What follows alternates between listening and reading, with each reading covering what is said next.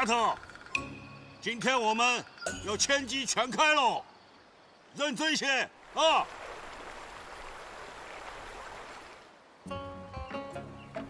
我说你嘞，认真些，把你的棍子丢了，换一个顺手的兵器。知道了。哦，你厉害。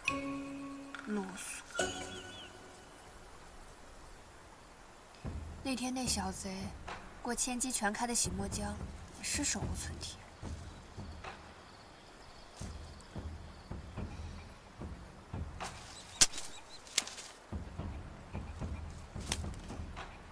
准备。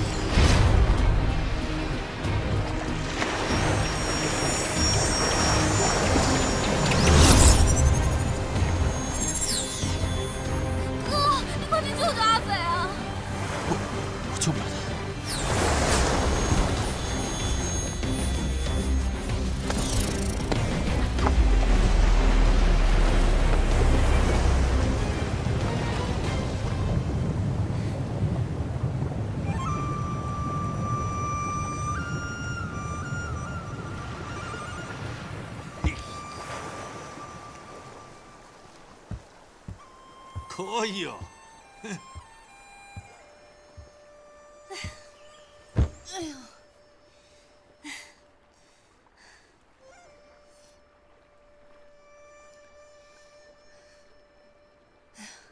这陶干不是大当家屋里的吗？他来过呀？前2天来过。太甜了，不好吃。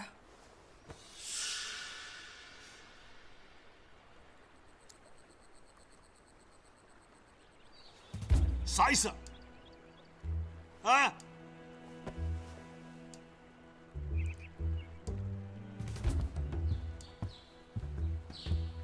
呀！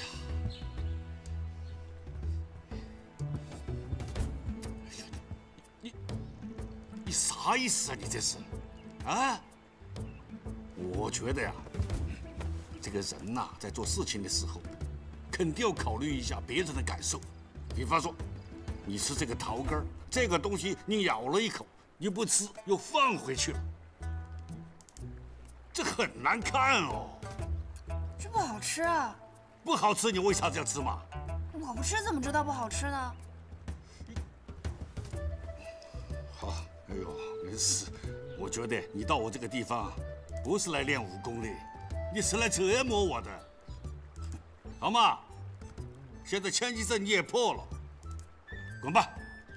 以后我再也不愿意看见你了。滚！你这老头怎么这么小气啊？哎呀，滚滚滚！我不跟你玩了！哎，瓜娃子！哎呦，那是让你娘晚上打你一顿，你就老实了。都怪那谢公子，如果他不来，姑父就不会走；姑父不走，阿飞就不会这么伤心。这半年里，天天在那洗墨江里耍那破刀，想见他一面都难。要是他不来，就不会知道这江湖之大，还有这样的人。是时候该出去看看这江湖了。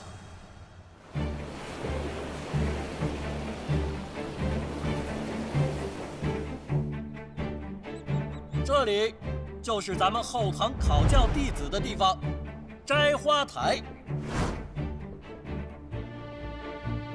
你们需要在规定的时间内，拿到2张以上的窗花，方可出师，才有机会下山。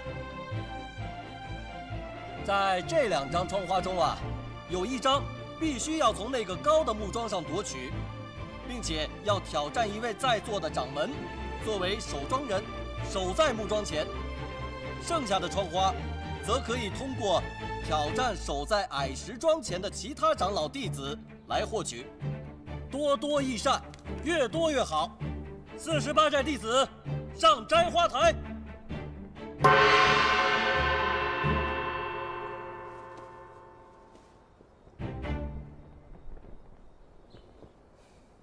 我哥用的是双剑，但是现在怎么变长枪了？是你挑战哪个门派，就要用哪一门派的兵器，啊，除非呢，你去摘木桩上那个窗花，才可以用自己的兵器。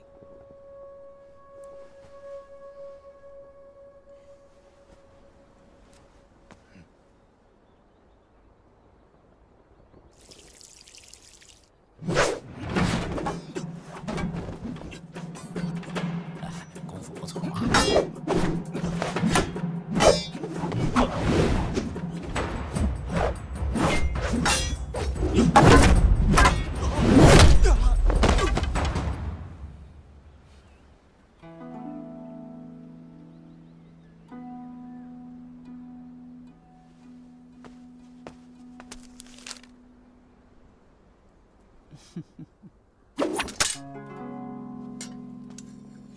当年飓风一口气摘了12张纸窗花，看圣儿这心情，是要向他公开一下。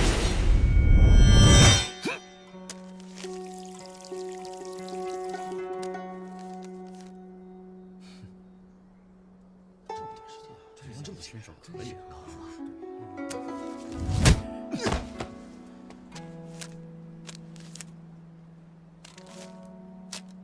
你说我哥这样子会不会拿到20张啊？照这架势啊，还真差不多呀。阿飞啊，你看看圣儿，你能拿几张啊？1张吧。啊，1张？哎呦，侄女啊，要真是1张的话，真如你娘所愿了啊，在寨子里读一辈子书吧。就是阿飞。哦，那就2张呗。柱上的窗花，我想挑战明风楼掌门。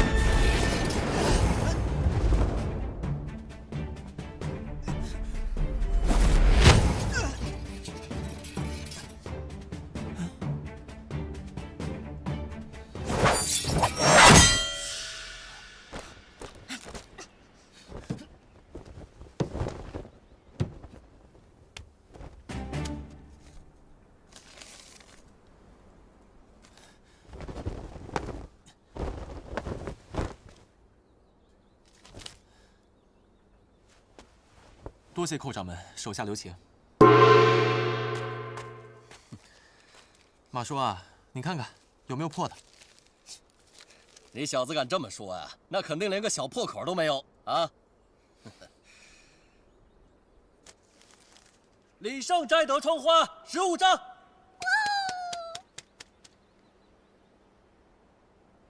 我直接拿木桩上的窗花，我要挑战大当家。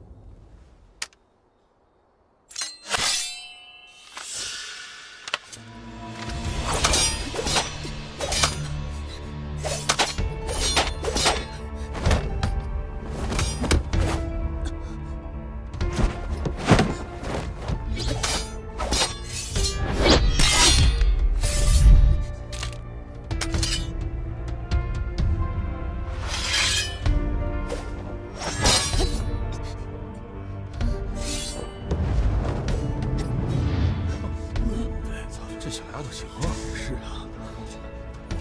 阿斐这架势怎么有点民风的感觉啊？不会跟洗墨江有关系吧？阿斐是大当家领进门的，怎么会民风的功夫？阿斐这丫头，她能领会到民风馆的精髓，嫁接到自己的刀术上，用这一招对付大当家，可谓是天衣无缝啊！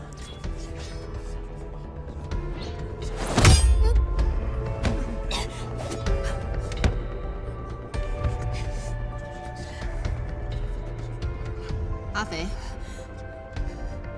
你爹来信了，说有事情交代你。你今天要是过得了秀山堂，我就给你；你要是过不了，你就留在寨子读一辈子书。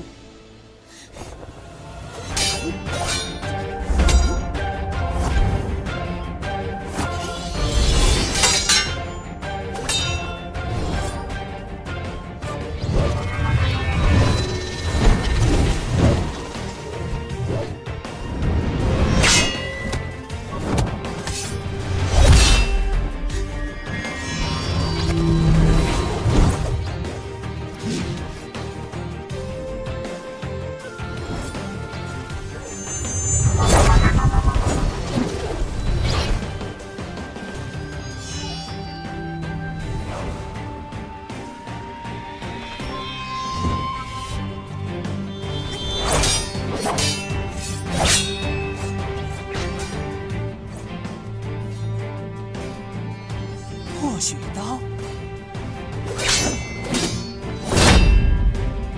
真正的破血刀，就算你手里只有一张铁片，它也不会断，因为它不是玉石俱焚的功夫。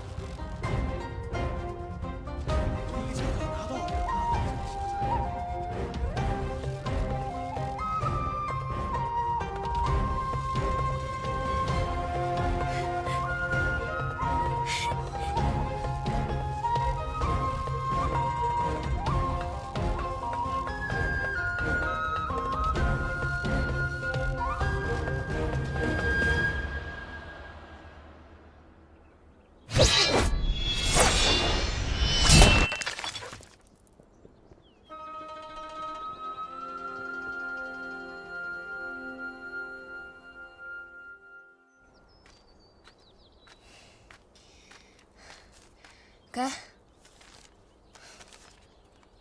阿斐啊，这时间还早着呢，你怎么就下来了？不是2张就行了吗？不是，是2张就行了。可你这寨中弟子每个人一辈子只能上1次摘花台。你的成绩会纳入秀山堂，你这样的成绩，后辈看了只会觉得你武功不行，成为笑柄。 2张就2张呗，这有什么好吹的？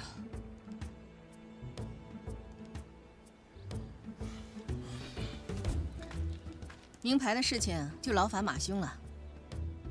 阿斐、胜儿，你们跟我去一下长老堂，王老夫人有事要差遣。娘，我爹信里都说了什么？先听着。都是我老太婆那不争气的孙子，给大当家的添麻烦了。王老夫人不要再提麻烦二字。陈飞本就是替我48寨去办事的。你们让他办什么事了？ 你爹不久前来信说有位贵客将至，要咱们寨中派人去接。陈飞他想出去长长见识，就请缨前往。月前你来信说已经到地方了，可就再没了音讯。陈飞师兄武艺不错，都能遇到险事，那是不是应该再多给他派几个高手啊？这得是什么贵客啊？ 接人这等寻常的事情，都能接出这种麻烦来，多嘴。老身这次会亲自出马，下山走这一遭的。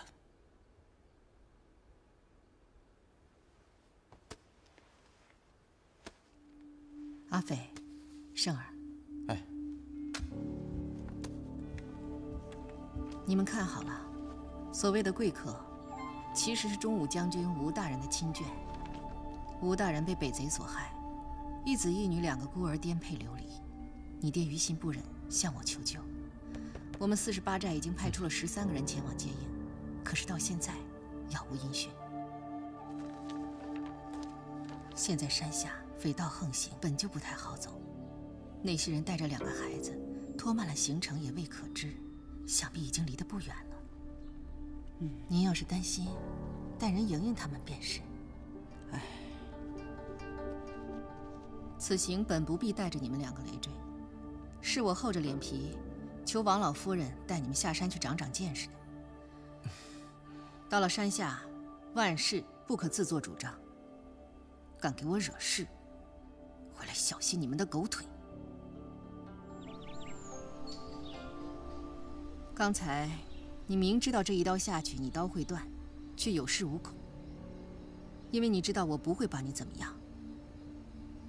这不叫破血刀，这叫小聪明。但是小聪明也是聪明啊，只要能达到目的，就证明管用。刚刚娘在夸我吗？假如真的临到阵前，你知道这一刀下去会断，心里不免就会动摇。你不用否认，人都怕死，再微小的动摇，那也是动摇。可是不管我心里怎么想，刀确实是会断啊。难不成破血刀是一套教人不自量力的刀法？是无坚不摧。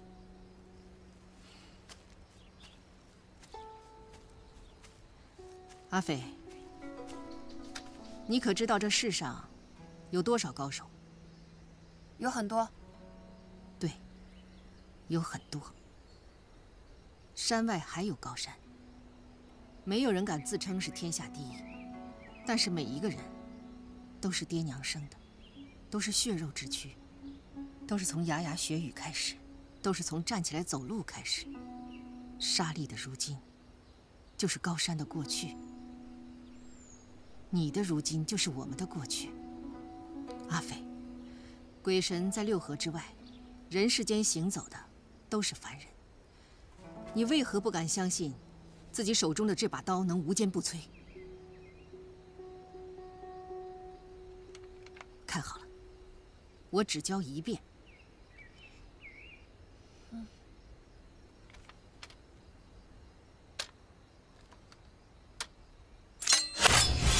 破血刀一共9式，是你外翁亲手修订的，乃极烈之刀。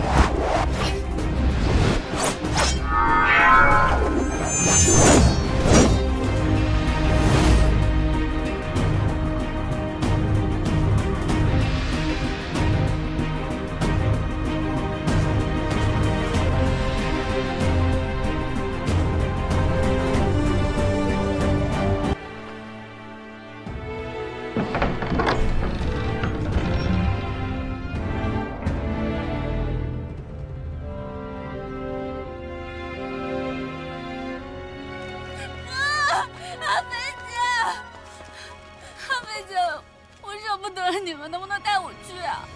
哎，我们出任务呢。带上我吧。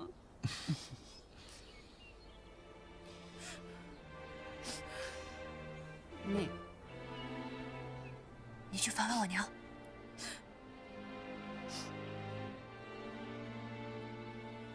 走了。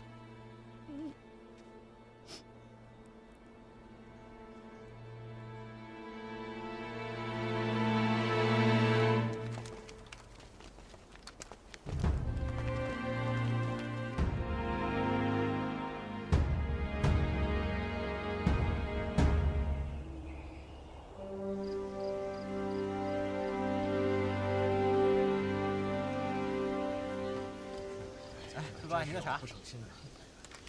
张少侠，前方就是霍家堡了。我看为什么突然赶到？稍微休息吧。又在这停留这么久？那好，有劳了。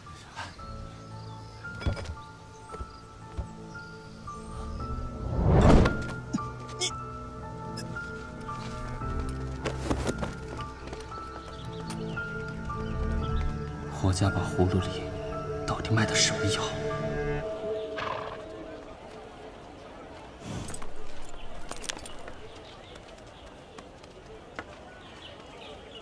老夫人，这家当铺是我们48寨的暗庄之一，我们平时的往来书信呢，都是通过这里。你们俩先上车，我去打点一下啊。好。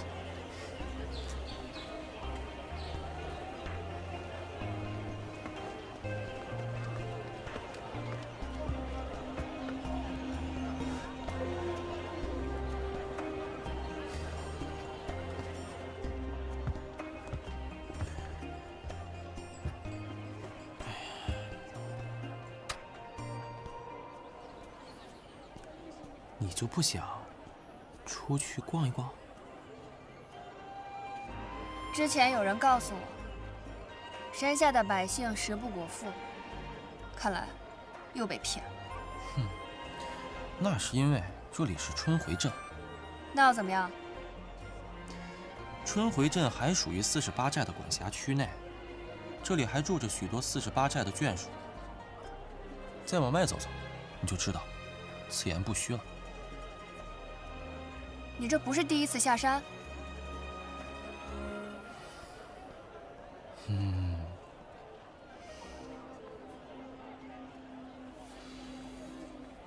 你这一天天的老闭着眼干什么？我在练闭眼禅。我只听说过佛家的闭口禅。那就应该是于老他老人家不要脸的抄来的。他把他这套古怪的练功方法叫做闭眼禅。我怎么没有听姑姑提起过？那是因为于老他嫌我资质差，功夫烂，轻功似秤砣，心比腰还粗。除了找死这方面有些成就以外，就只剩下脸能看了。所以千万要保护好，不能破相。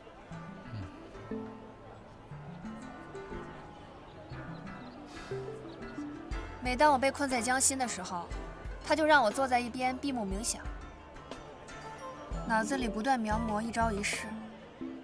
久而久之，我也分不清是自己真的在练，还是只是脑子里想想。不过用闭眼禅修来的招式，倒是也不比亲自练的要差。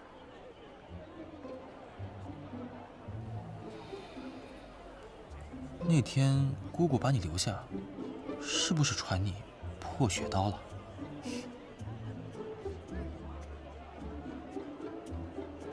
他给我比划了一遍，想看吗？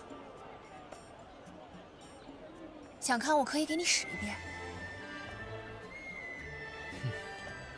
我不稀罕。阿飞、生儿，几处暗庄都没有陈飞的消息，想必他还耽搁在敌军地界。我们出发。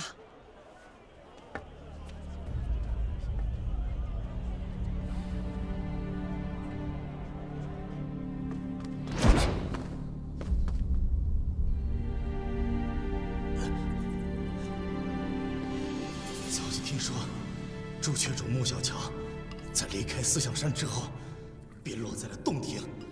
是霍家堡。霍连堂关这些武林人士做什么？堂霍家堡怎么会与穆小乔这种人扯上关系？将我等不分青红皂白的关押在此处，你们难道就不怕武林众怒吗？乱世之中，不分正邪，只论敌友。拉去。是。霍老帮主在哪里？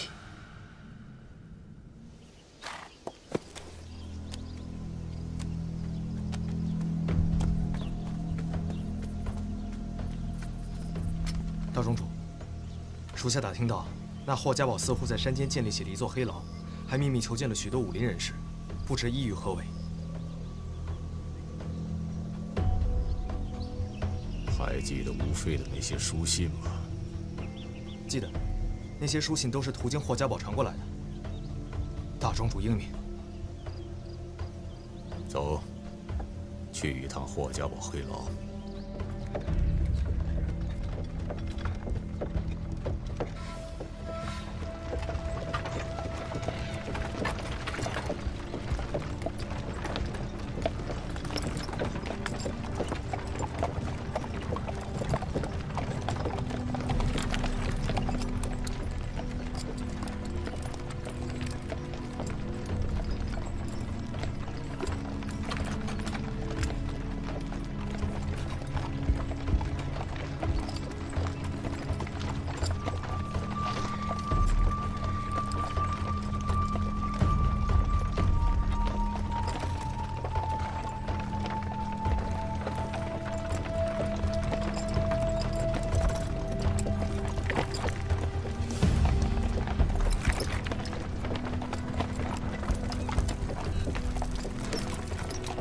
小朋友，给你点吃的，拿着吧。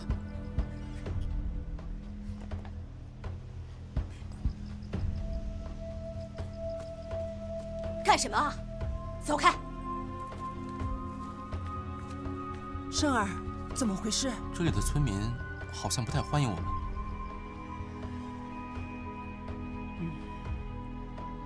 那我们不要打扰，今晚就找个无人处过夜，明日一早赶一程就是霍家堡了。好。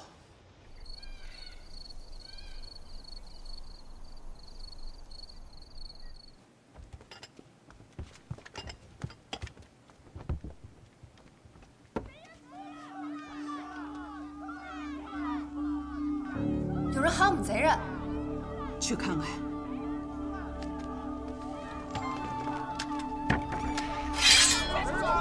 瞎喊什么呢？各位，我们途经此宝地，是不是犯了各位的什么规矩？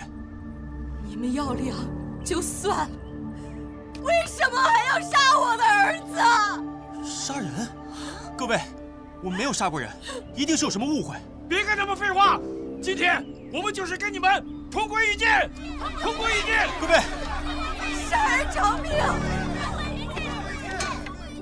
你们，各位听我说，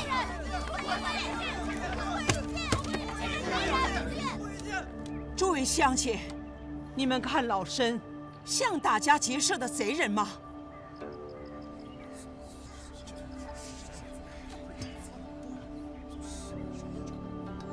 我这趟出来，也是来看孙子的。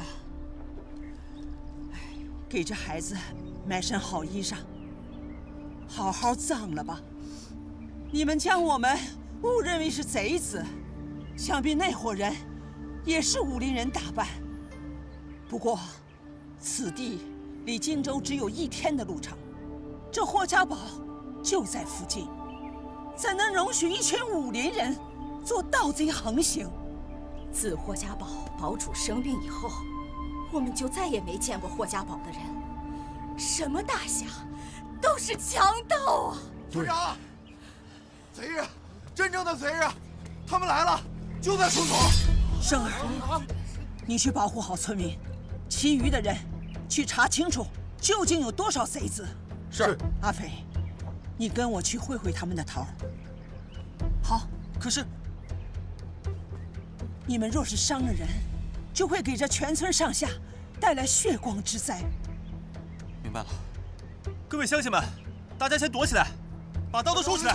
快快快，你们2个去查一下，快快快，大家进去！生儿这孩子，总算是有点样了。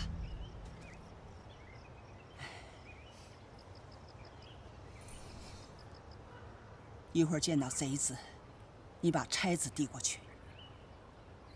这是您潇湘一派的标记，您是要自报家门？我怀疑他们和霍家堡有关系。如果他们能认出我潇湘门人在此，自会顾虑几分。到时候我们再去霍家堡问个清楚。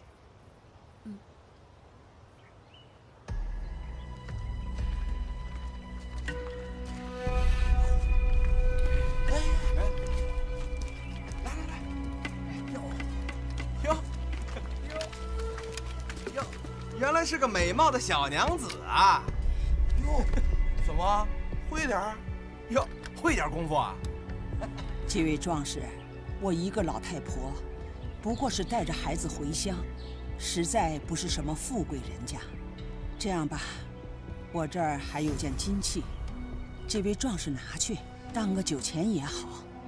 诸位，就行行好，放过我们吧。啊，丫头，去拿给人家。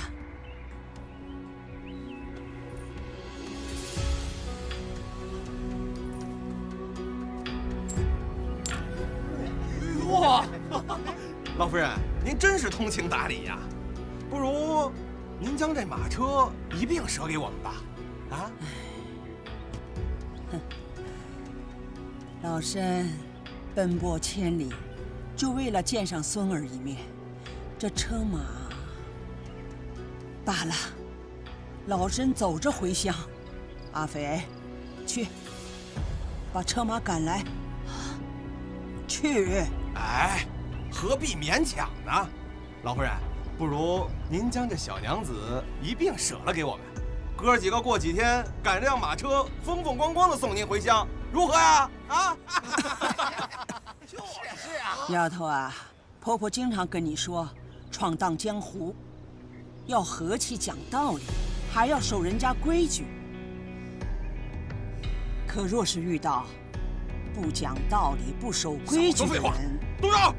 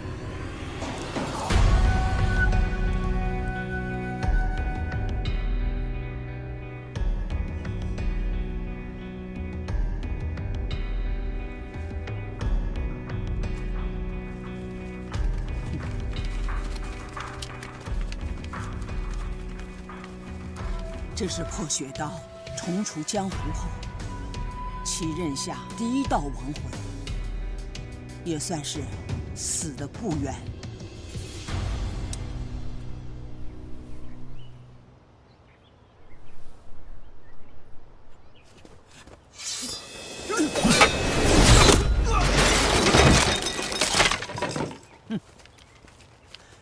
这20年来，没有在江湖上出现的潇湘使，今天算是又见血了。老夫人，生儿，红月在，你带弟兄们去查一查有没有漏网之鱼。是，跟我来。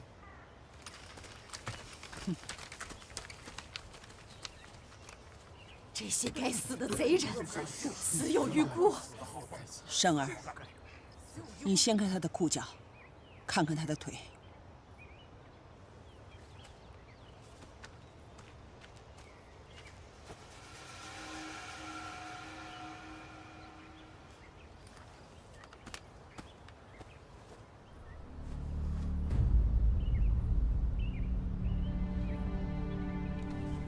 老夫人，他们的腿上都有护具，看来是善用腿功之人。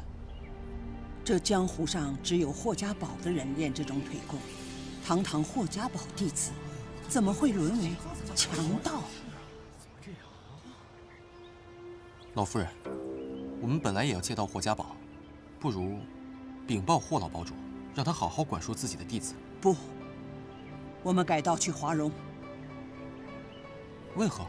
生儿，你是48寨小辈里最出挑的弟子之一。你说说，假如是在48寨，李大当家的会管束不住你们吗？绝无可能。老夫人，您的意思是，霍老堡主并非完全不知情，或许是他纵容弟子。不要妄自揣测。我们此行来荆州，本来是想让霍家堡帮我们寻人，可现在看来，他们自身麻烦也不少。再说，陈飞他们带着吴将军家眷，再怎么低调，也一定会有声势。这样，华容城暗庄一定会有消息。那这一村百姓怎么办？如果这群匪徒当真是霍家堡中人，恐怕此地不宜久留。诸位乡亲，还是速去投奔亲友吧。投奔谁去啊？到哪儿还不都是一样的吗？现在有谁还管我们的死活呀？谁管啊？到了48寨，我娘一定会管。朱匪，别多嘴。说的没错呀。到了48寨地界的话，我娘一定会管。生儿，废患无常，但是湖湘地界，48寨所在的地方，百姓尚还安居乐业。唉，诸位乡亲，如果有愿意去的，便拿去当个盘缠。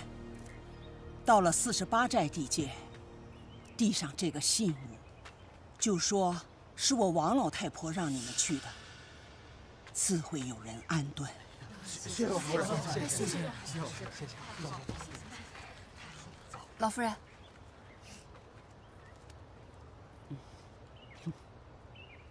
阿飞，今天你做得对。人手中的武器可以杀人，也可以救人。你这次用手里的破雪刀救人，做得对。王老夫人，这群匪徒来的突然，不知道陈飞师兄他们会不会有危险。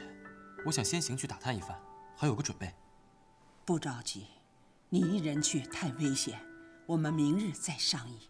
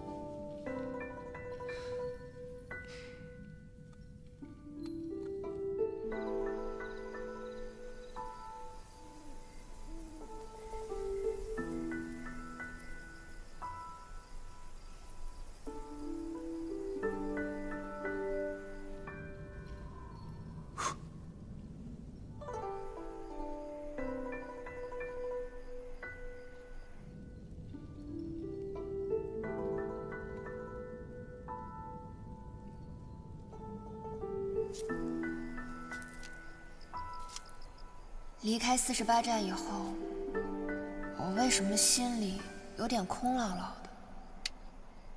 的？在家的时候，我娘叫着我说几句话，我都头皮发紧。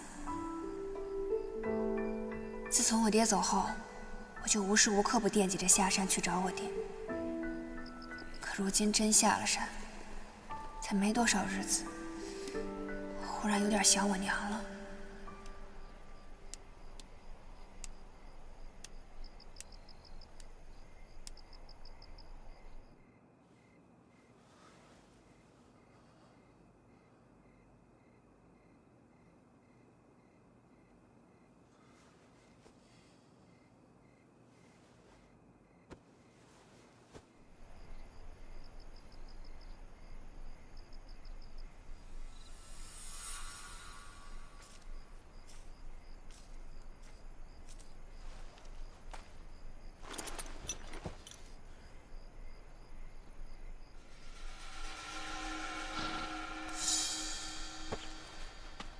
李少，去哪儿啊？撤！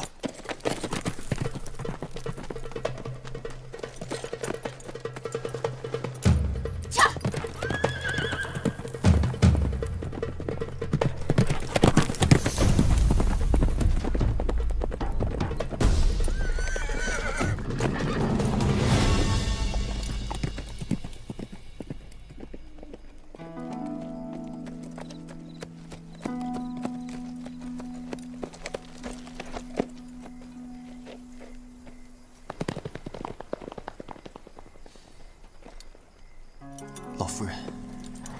好消息吧。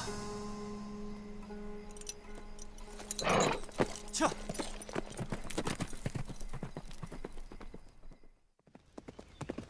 周妃，等我闯出一番天地，定会叫你刮目相看。李婆婆，这个时候你还添乱？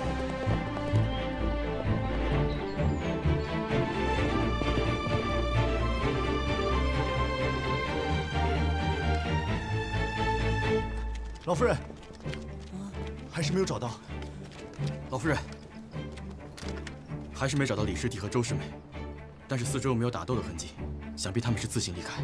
陈飞还没有找回来，这俩孩子又不见了，看来我真不该带他们下山。李师弟和周师妹都是第一次下山，从来没有见过山下那些事儿，怕是一时急公好义，想去霍家堡讨个公道。不会，生儿圆滑，阿飞冷静，这俩孩子不会这么不顾大局。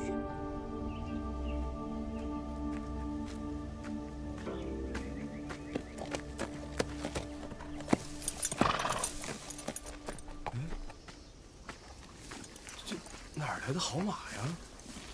难道是那些被抓走的人跑要的坐骑？今天真是得来全不费功夫呀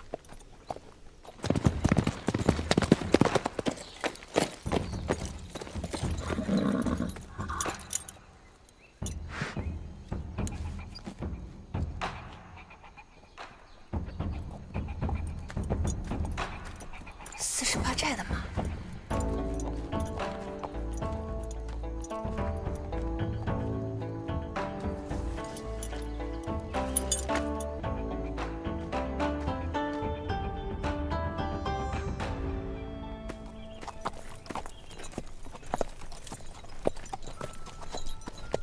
兄弟们，我回来了，我还带回来一匹好马。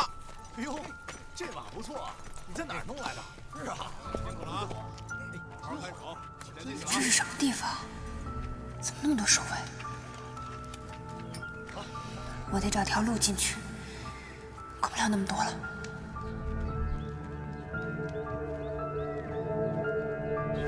什么人？追！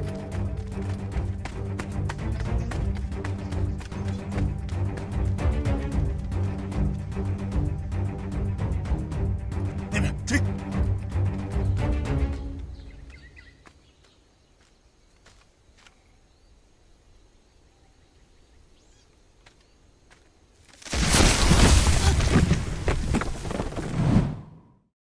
看清楚是什么人没有？似乎是个小姑娘。快去查明那个丫头的身份，掘地3尺也要把她给我挖出来。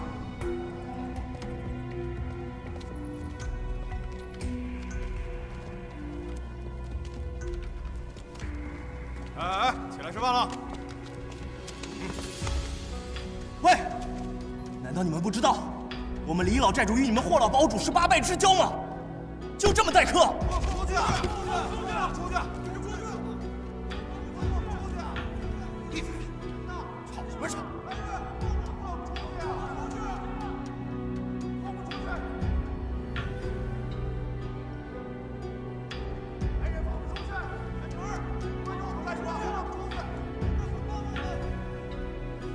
闭嘴！放出去！放出去啊！吵什么吵？再闹也跑不出去。再吵，当心我的鞭子！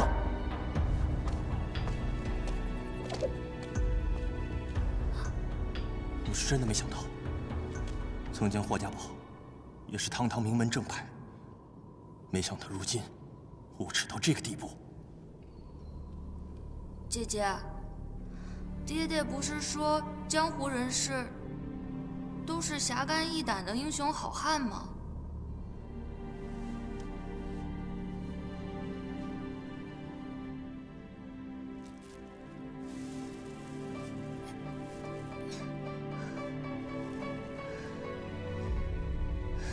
但凡尽量一会儿，一盏茶的功夫，必遭报应。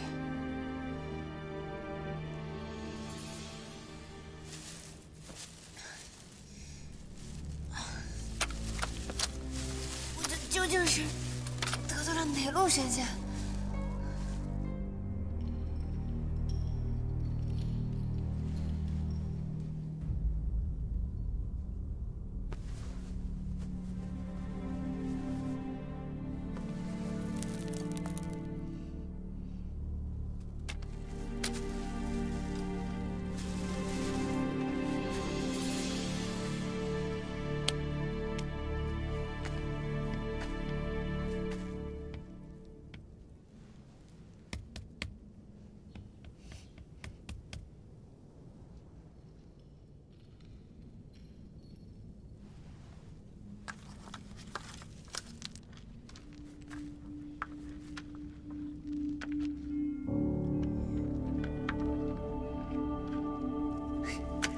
今日复兴高照，肯定有好事发生。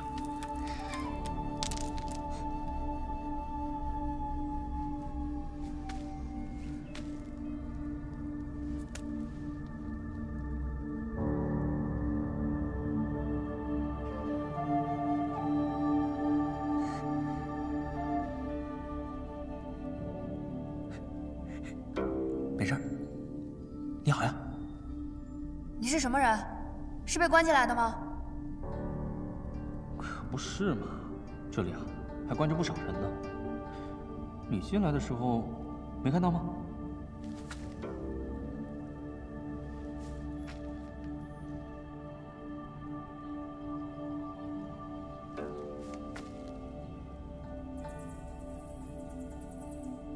这两边山壁啊，都是隔开的牢房，各路英雄每天都在这里骂骂咧咧的，很有野趣。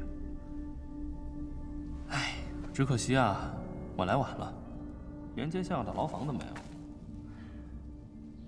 这角落里清静倒是清静了，不便加入战局。哎，你呢？你又是怎么进来的？我是因为这缺了大德的山是空心的，滚下来的。啊！哇，你那边竟然不是牢房啊！这里的主人是谁？为什么要抓你？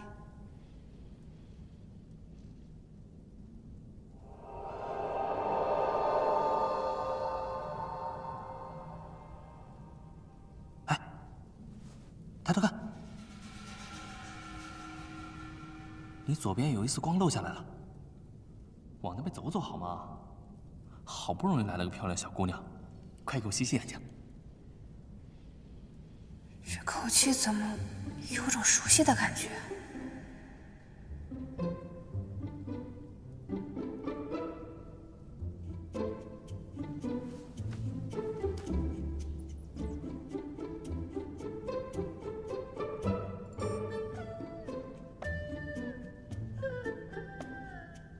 那个，你有吃的吗？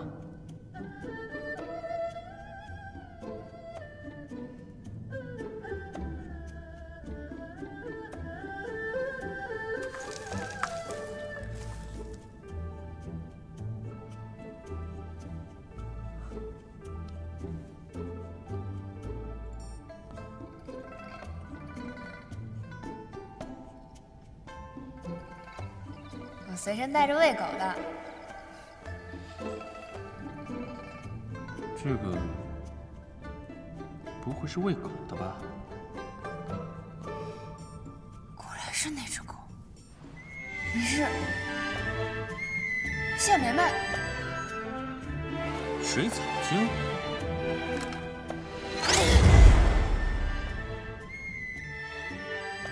我不该救你的。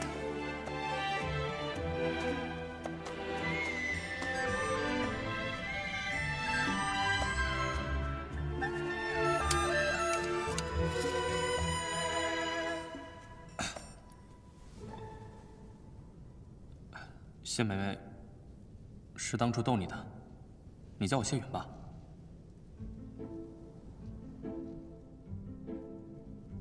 你怎么跑这里来了？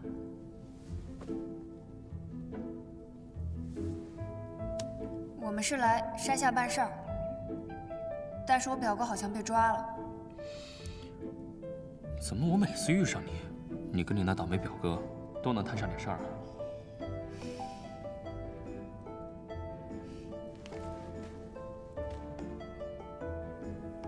每次都是李胜那个王八蛋，没事找事。无妨，这里有吃有喝，挺好的。你哥一时半会儿应该没什么事儿。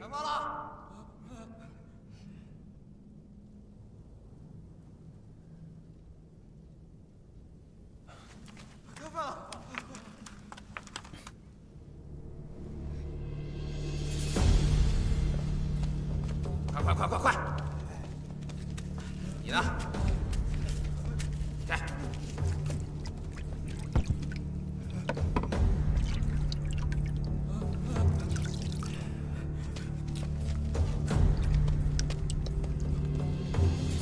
快点！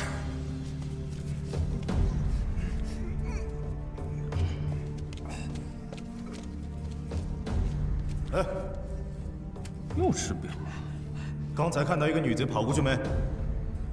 你是黑牢暗无天日的，要是能看到，也只能是女鬼了吧？也对。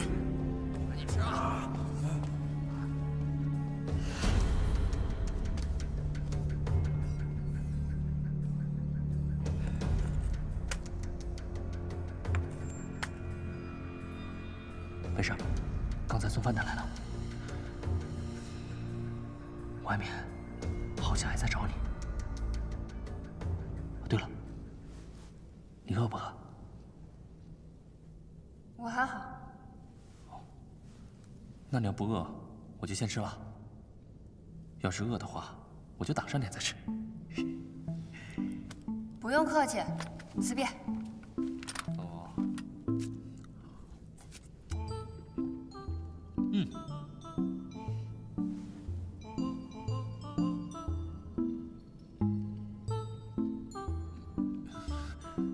我还是挡一挡吧。以后有机会啊，请你上健康最好的酒楼，天下10分美味，5分都在健康。小美人，等他们找你的这阵子过去之后，我给你指一条出去的路，赶紧离开，咱们有缘再会吧。记住，我欠你一顿饭。今天这顿啊，我就不方便招待你喽，这里面加了料。什么？你不走？走不了啊。温柔伞，听过吗？想你没听过。都是一些邪门歪道们不入流的手段，蒙害药的一种。一碗饭下去，几天起不来。内外功夫更是不必说了。那你还吃？因为本人既不是骆驼，也不是王八，一碗饭下去几天起不来，不吃啊，可就永远起不来喽。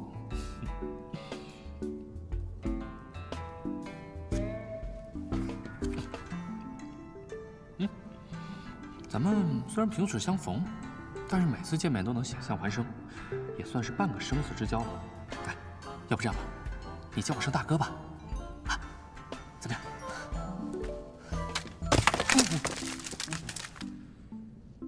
我没杀你已经算很客气了，你居然还敢跟我套近乎？那可惜了，要杀了我，甘棠宫那些逆转乾坤的伟业，可就没有人告诉他女儿了。怎么样，听听？这么说，你还是有我爹的消息？半年前，甘棠宫出山，接管了安平郡，给当地流离失所的百姓啊，开辟了一方净土。他的军队所在地，民众都能得到安居乐业。那我爹现在在哪儿？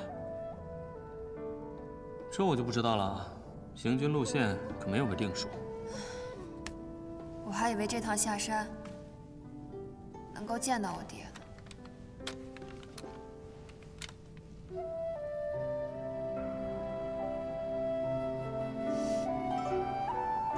滚！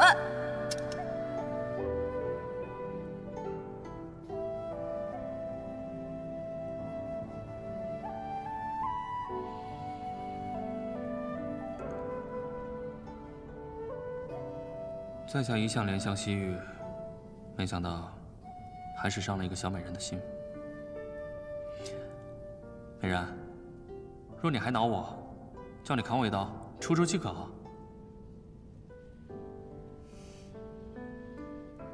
之前我一直很难过，我觉得如果你不来，我爹就不会走。可是如今我下了山，见了山下的世道。我好像也没那么生气了。那我就放心了，以后不怕一遇到你就担下挨揍了。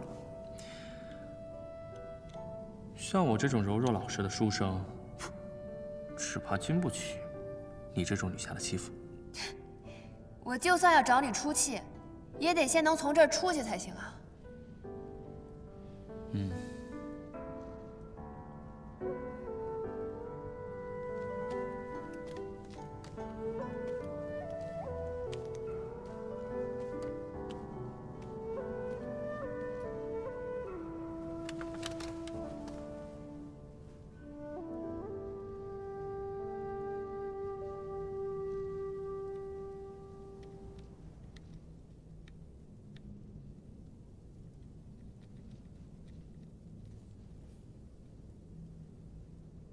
问你个事儿，这到底发生什么事儿了？你知道霍家堡吗？话说霍老堡主今年70大寿，广邀亲朋故旧。别啰嗦了，说重点。总之啊，他帖子一发，大家自然都过来捧场。不过我猜他们也未必敢给48寨发帖。这万一真把李大当家招来了，那可就不好收场了。啊？为什么？因为霍连涛，也就是霍老堡主的弟弟，现在的霍二堡主，借着给他哥祝寿为名，逼着前来祝寿的人加入霍家堡，认他为盟主，说是要弄出第2个48寨来。他这么干，霍老堡主不管他吗？霍老堡主傻了，据说是生了一场大病，傻得基本上不认识人了，连自己叫什么都说不清了。然后霍连涛就替他做了主，把你们这种不认同的人都给抓进来了。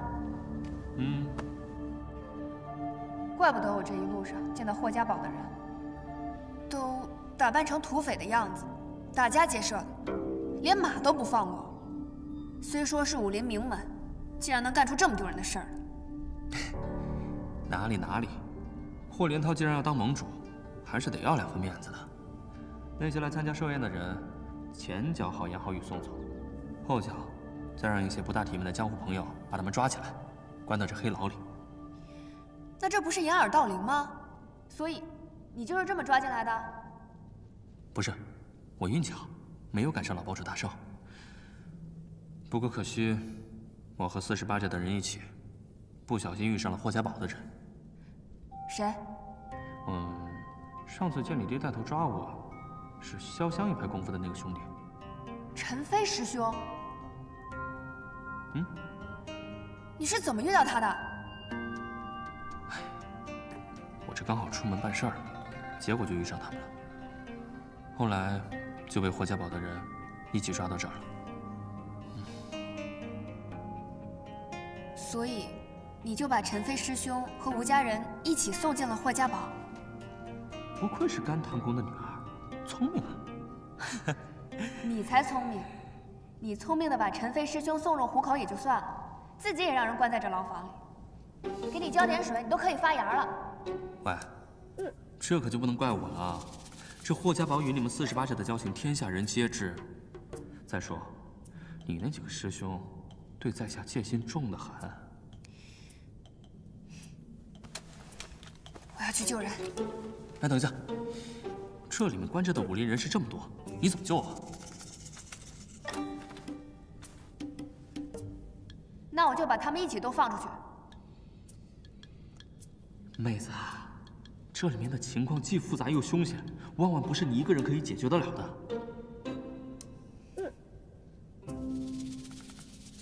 这样吧，我跟你详细说一下这里的地形，还有些岗哨。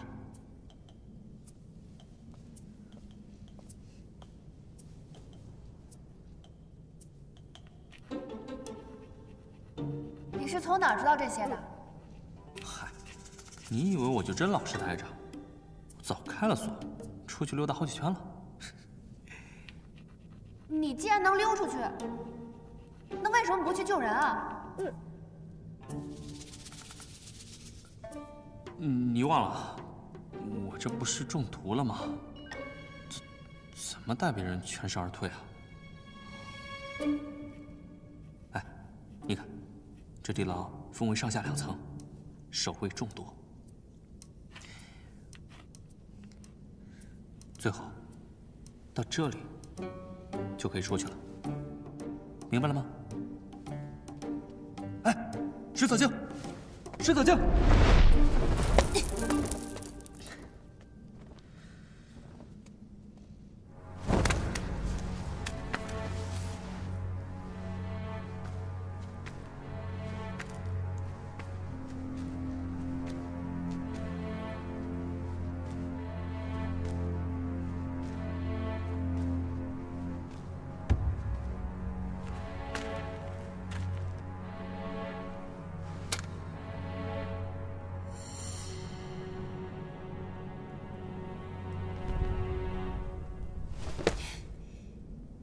水藻精，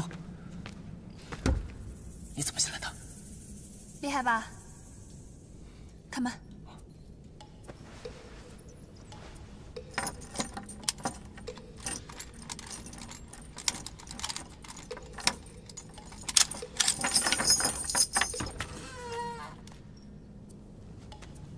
你画的那些线路图密密麻麻的，根本就看不清楚。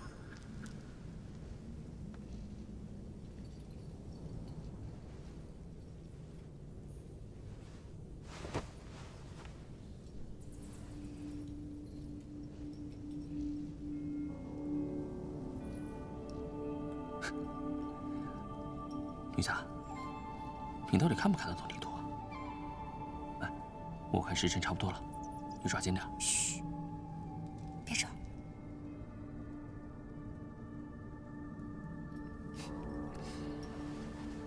看来这黑牢上下2层关了不少人啊。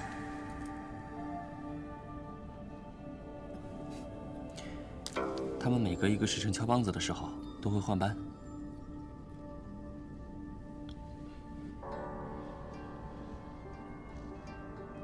好了。哎，对了，你上去以后啊，如果见到一个红衣如血的人，千万不要迟疑，立刻走。这些老江湖们什么坑蒙拐骗都经历过，他们自然会有脱身的办法，你千万不要多管闲事。回到家以后，立刻找你们长辈去霍家要人。你放心，这个节骨眼上，华连涛不会想得罪李大当家。他肯定会把你陈飞师兄安然无恙地放回去。那然后呢？你们怎么办？我昨儿夜观天象，不日必有是非发生。你全当不知道这件事，找到人以后，尽快离开。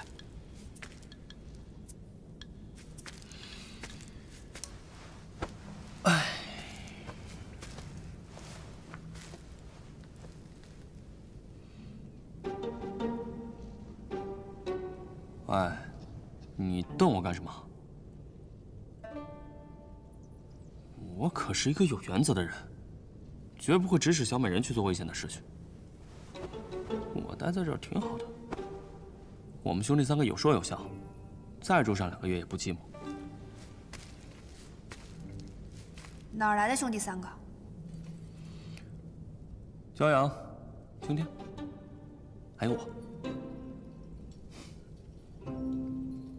是石头、沙子，还有你吧？我看你是病入膏肓，想必你救不回来了。哎，对了，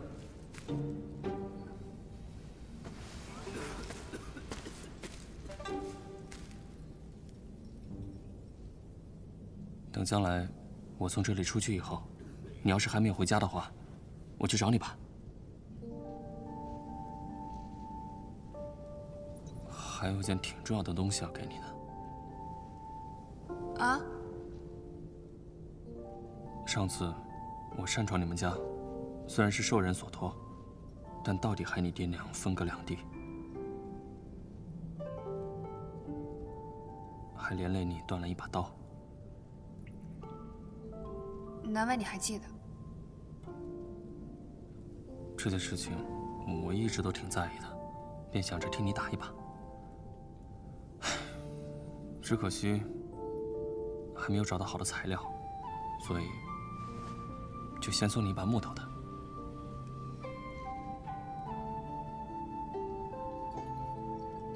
以后再送你一把真正的好刀。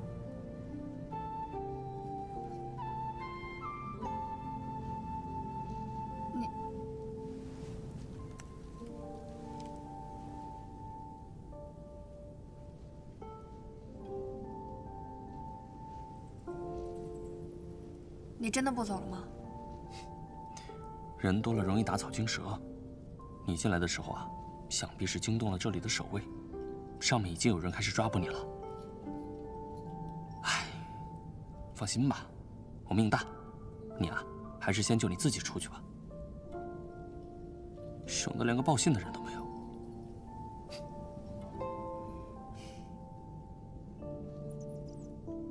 欠债还钱，你可得好好活着。知道了。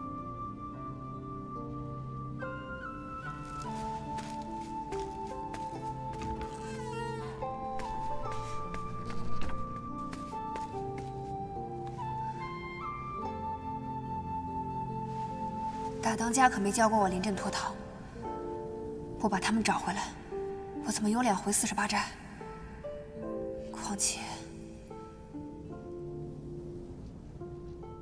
没想到能在这里遇上他。那丫头也真会找事儿，哪里有麻烦哪里有她。不知道跑掉了没有？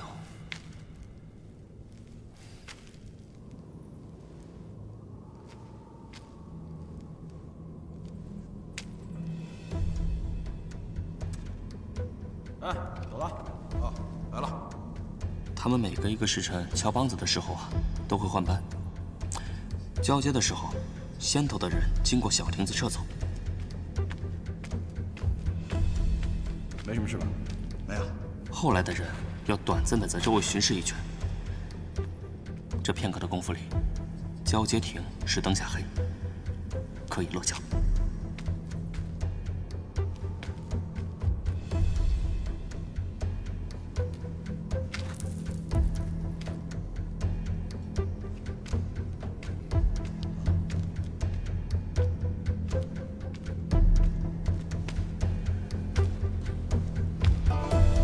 如果被发现，那我就杀出去。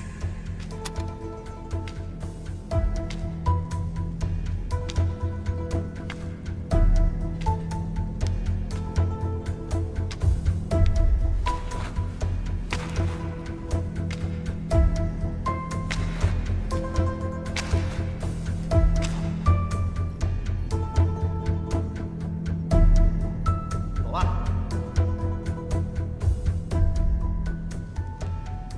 快点儿。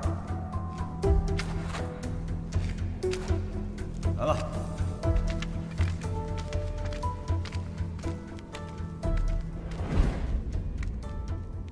这里兴许是有解药的。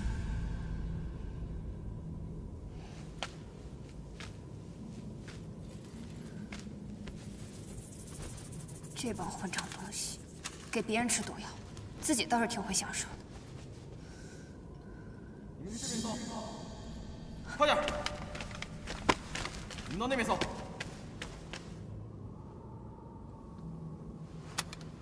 走。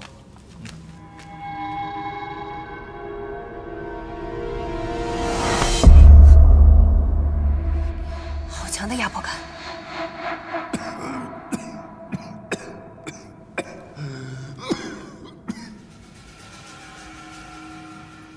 怎么看着比我爹还要瘦弱些？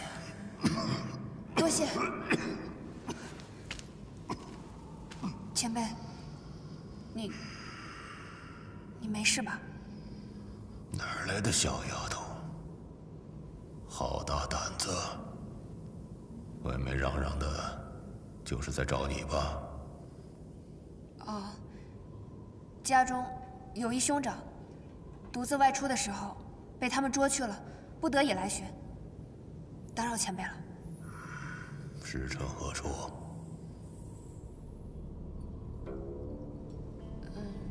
只是家里祖上传下来的功夫，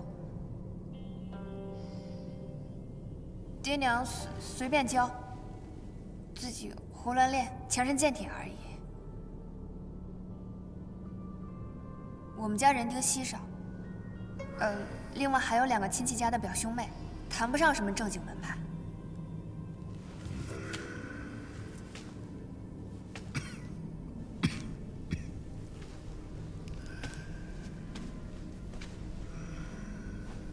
前辈，你是生病了吗？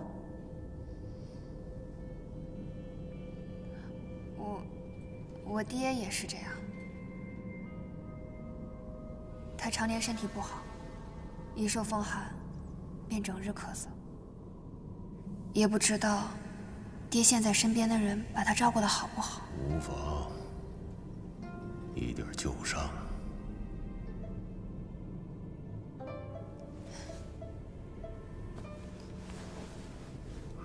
前辈，这是我在岗哨亭里顺来的，这是他们自己吃的，肯定没有毒。我看他们天天给你们吃的食物里掺了药，挺伤身体的。你身上又有旧伤在身，能少吃一点就是一点吧。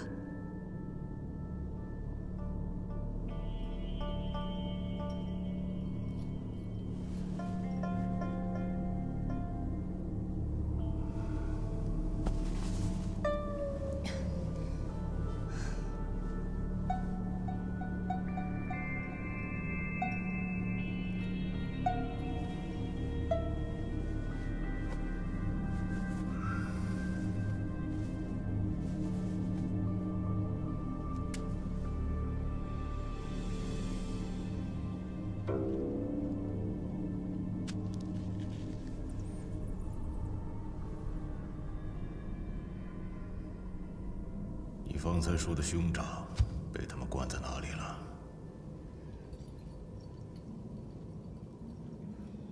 不知道。那你还敢乱闯？你不知道此处的主人是谁吗？不知道。这四象山你总听过吧？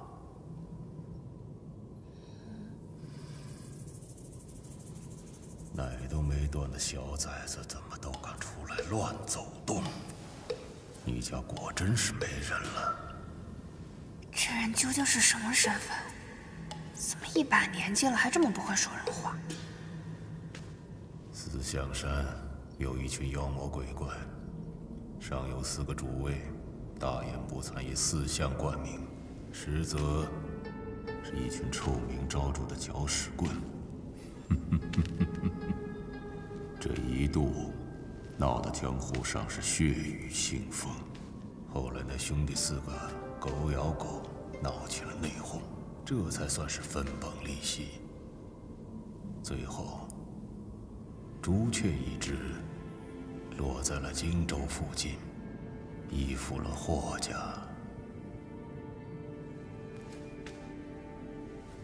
那朱雀主名叫穆小乔，当年曾一人独上泰山，一炷香的功夫，就挑了泰山派的3大长老，众目睽睽之下全身而退。原来这个穆小乔这么厉害，看来我得小心点。不如先悄悄去找解药，救人吧。现在知道厉害了，算你运气好。滚吧。多谢前辈。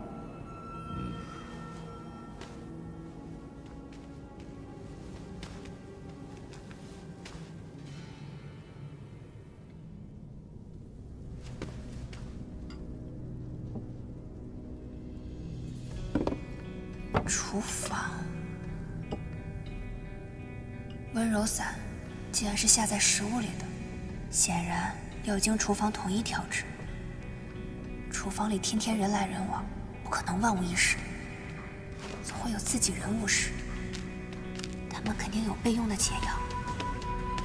一会儿我跟着那厨子，说不定就能找到解药。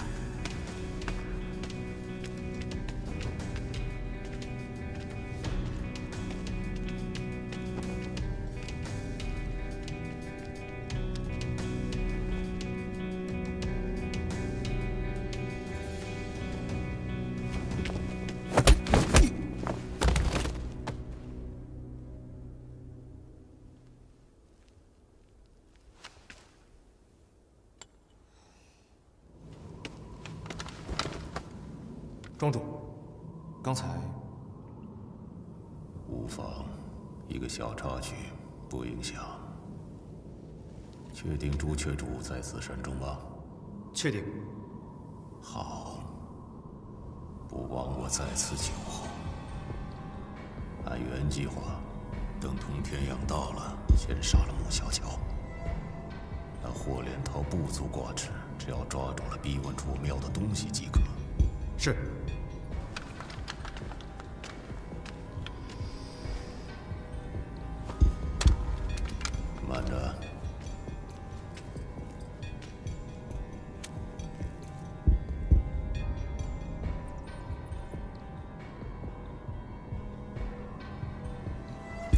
小丫头，倘若见到了，且留她一命。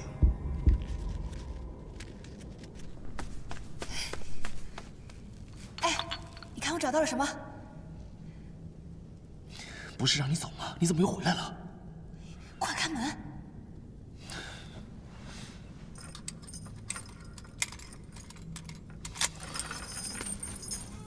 快！这些我都不认识，我快看看。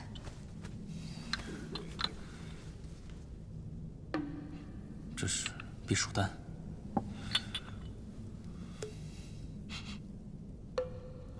穿肠散。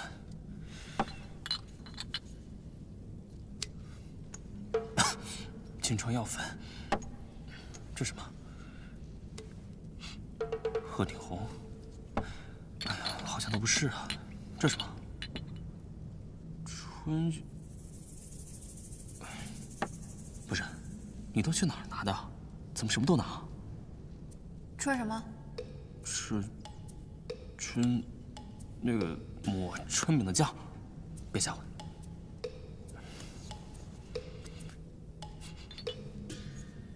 这个也不是。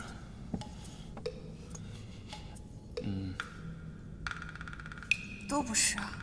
那几药会在哪儿？难不成那穆小乔还能随身带着？谁告诉你这个名字的？不好了，不好了！有人打进来了！怎么还有别人来闹事？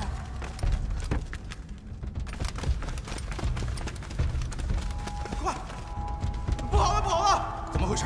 当真是48战打来了？不是，比那种情况更糟糕，是地下来袭，上头让我们赶紧出去御敌。走，走！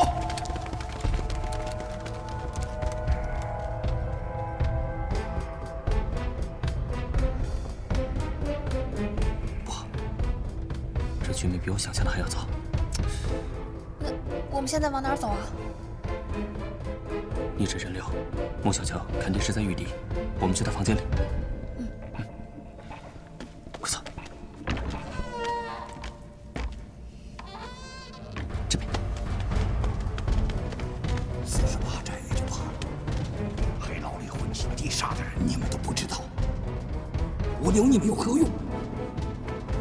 谁？禀报老主，朱郡主命我去他屋内拿那件东西。那你还不快去？是。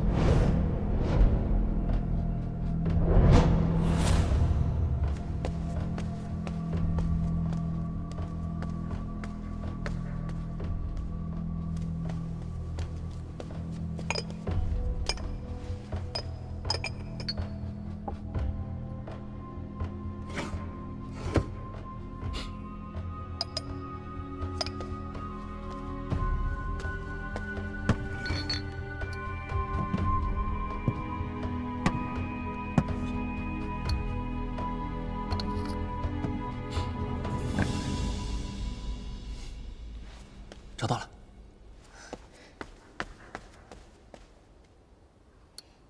这是解药。这一次得吃几勺啊？我问就行，按少吃的话要人命的。走。等等。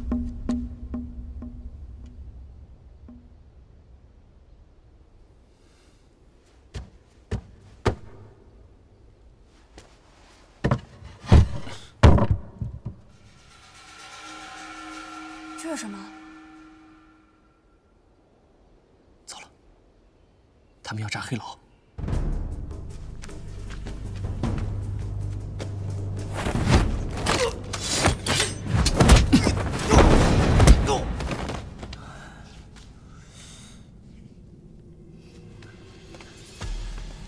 救救我们！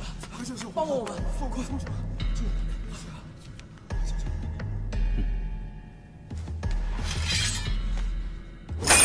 来，这解药，大家快来闻一下。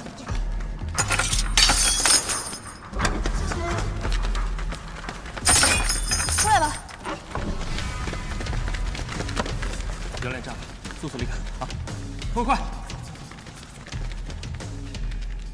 哎，你去哪？李胜师兄还有陈飞师兄他们都还没有找到呢，我得去看看。这上面，走这边。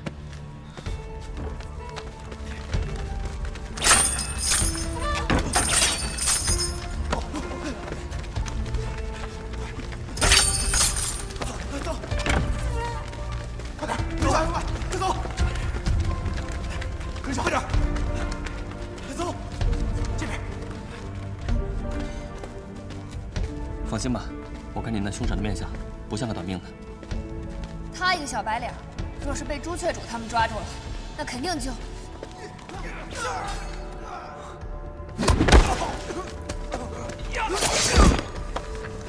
霍连涛，走这边。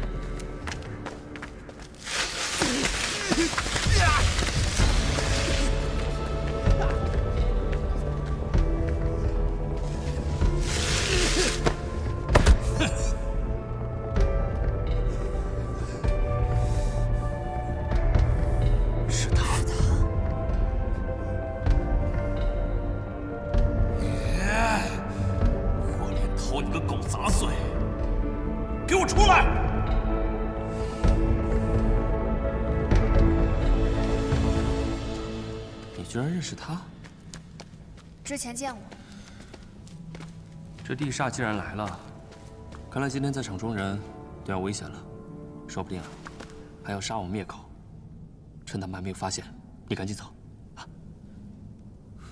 这边。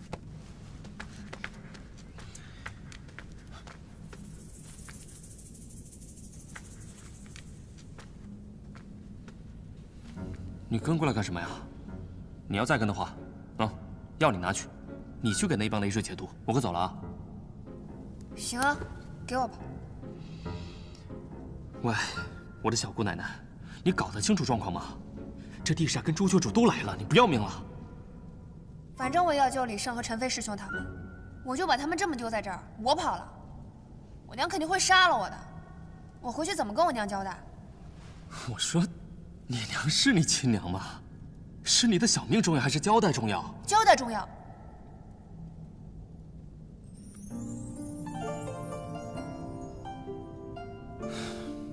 不错，确实是交代重要。不过烂命一条，也未见得比别人值钱。走，我们去把那些倒霉蛋都放出来，是死是活听天由命，好歹问心无愧。难得你倒是痛快了点。像我这种身长7尺、5尺半以下都是腿的世间奇男子，也能遇上半个知己，真是幸在啊，幸在。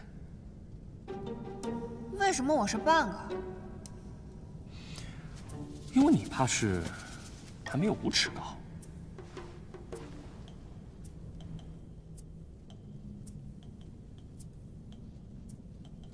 哦，国主，朱雀主呢？怎么找都找不到。过来了，过来了。朱雀主找到了？不是，是地上的童天养过来了。找谁？找您的。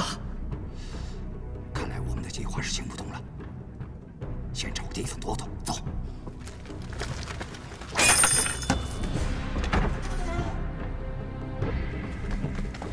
来，这里是解药，快！谢谢。左手进到通道就是后门，快去！走走。左手进到通道就是后门，快去！这里有火药，大家快走！来，解药。左手进到通道就是后门，快去！你放心吧，我会帮你看好48寨的人的。行吧。2位少侠请留步。多谢2位少侠救命之恩，不知2位少侠如何称呼？无名之辈，不需客气。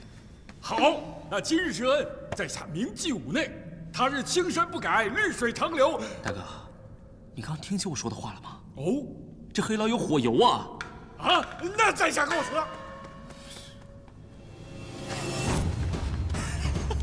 霍连涛，你往哪儿跑啊你？啊，把渗毒印交出来！什么渗毒印？不知道。渗毒印你不知道？那水波纹你应该知道。不知道？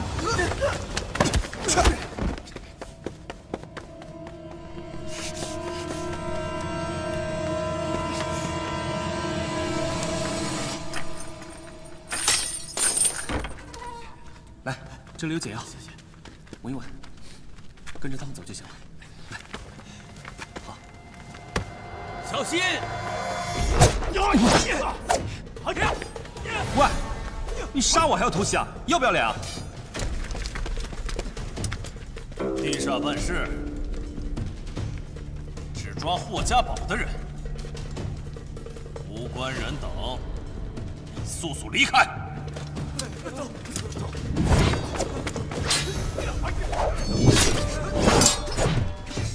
哇，好头发！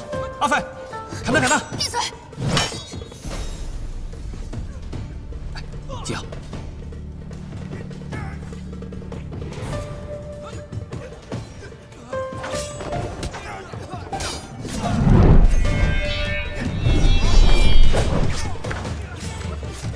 哦，对，我给你开锁，道长。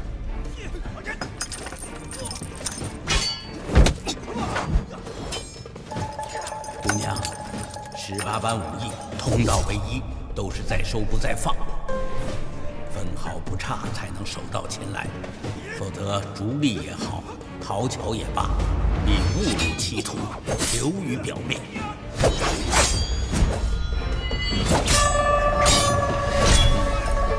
是，刀法虽未成，但大开大合，已经颇有气象。小兄弟，你这马屁拍得有水平。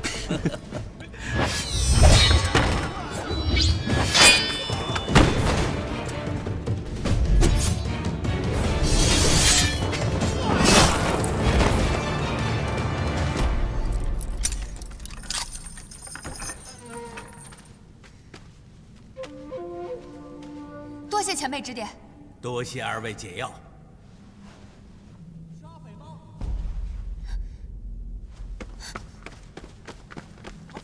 阿飞，你怎么来了？陈飞师兄，大当家知道吗？陈飞师兄，求见李胜了吗？没有啊。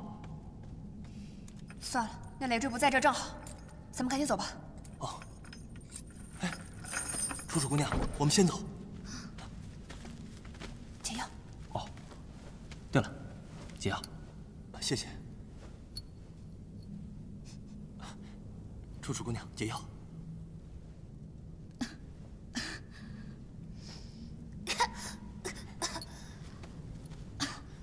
吴小姐别怕，这位是我阿斐师妹。他们就是吴将军的家眷。吴小姐，小郎君。吴姑娘，此地危险，我们快走吧。有了阿斐姑娘。啊，对了，师弟们还在那边。哎，帮我。阿斐姑娘，你不怕吗？有什么好怕的？再给我10年，我踏平这山头。走。来，药。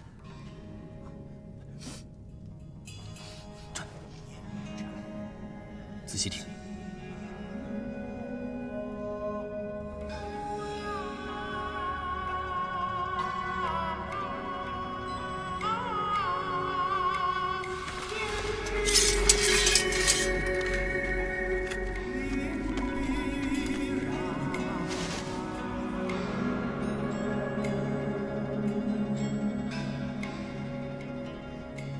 这是什么？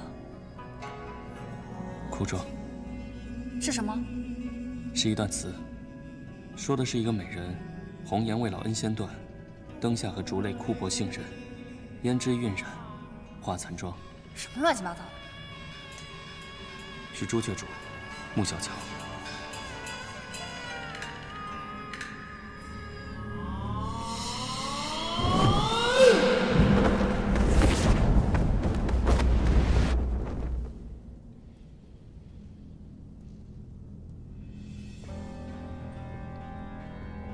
不知是地煞沈大庄主大驾光临，事先也不通报奴家一声，实在是有失远迎啊。不速之客多有叨扰，朱缺主别来无恙啊！我本是一介末流的小人物，天生命苦，跑江湖讨生活，与沈庄主往日无冤，近日无仇。沈庄主有什么差遣，尽情吩咐便是了，何必这样大动干戈呢？确有一事相求，洗耳恭听。可否请朱雀主自断经脉，再留下一只手？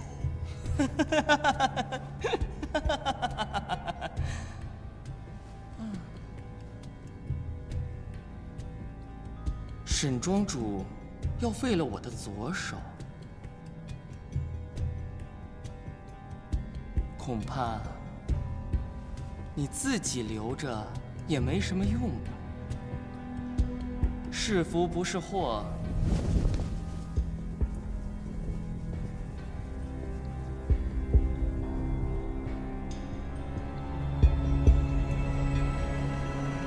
今日我也只能领教一二了。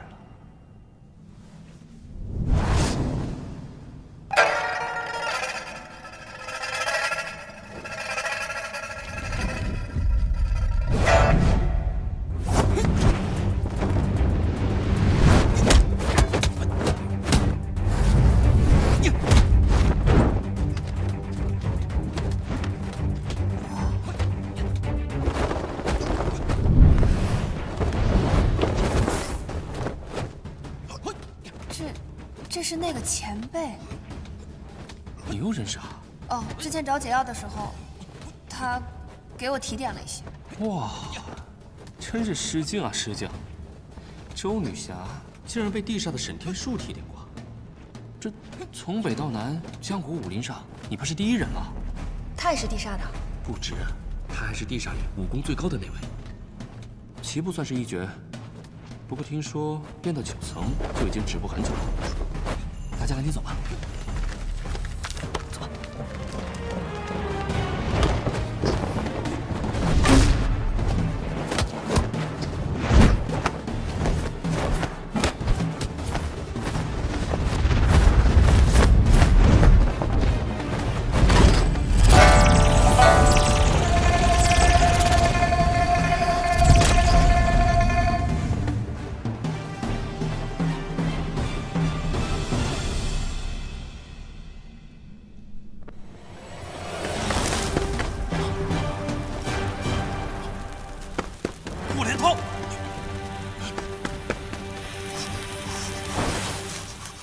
霍连涛，你给我等着！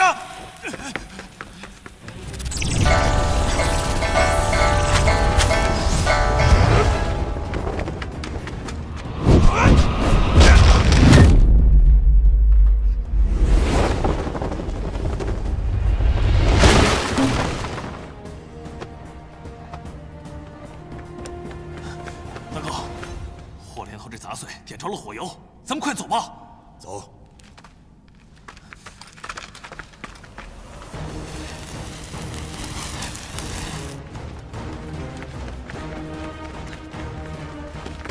怎么了？你们先走，我去对付他们。阿飞，也好，贫道助你一臂之力。那你们小心点啊！走吧。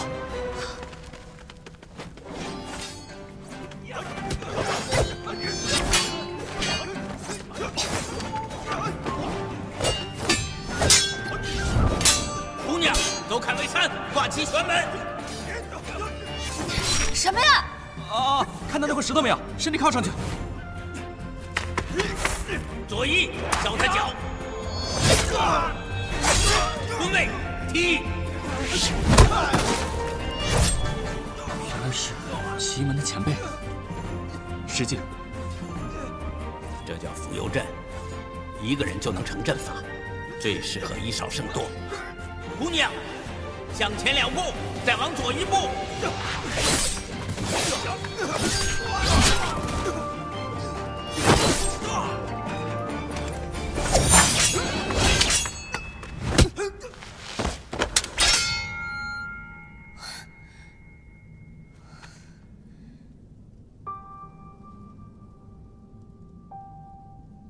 这把是我下山之前我娘给我的，又断了。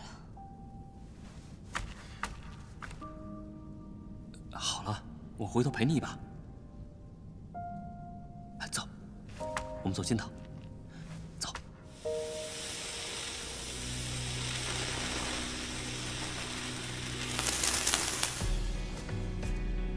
快，走这边。多谢少侠，走。多谢少侠，走。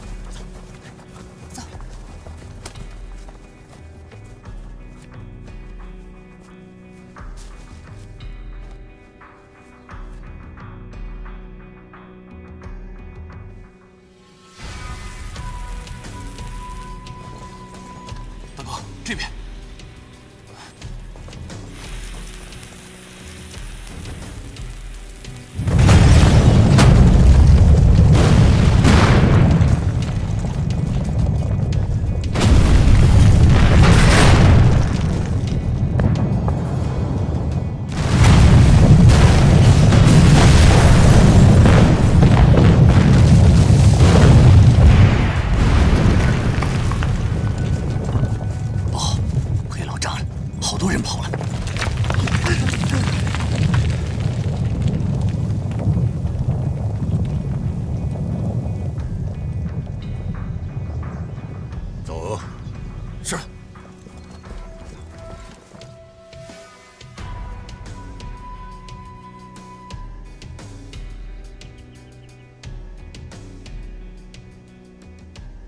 马上兵分两路，一队人进入黑牢搜寻，你给我亲自带一队人马。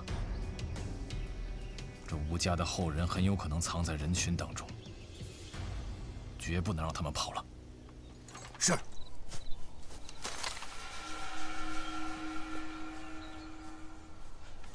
师兄，师兄，师兄！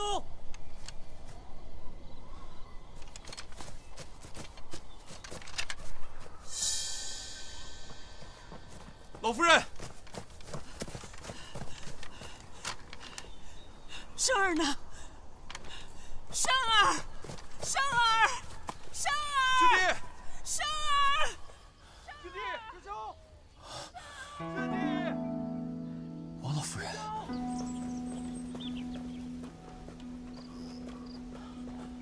阿北，陈飞师兄，你没事吧？好。诸位，若再逗留下去，恐怕要遇到那3尊不分青红皂白的杀神了。是啊，我们好不容易逃出了山谷，无论如何，不能在这里久停。这样，劳烦道长和手下叫我陈飞。好。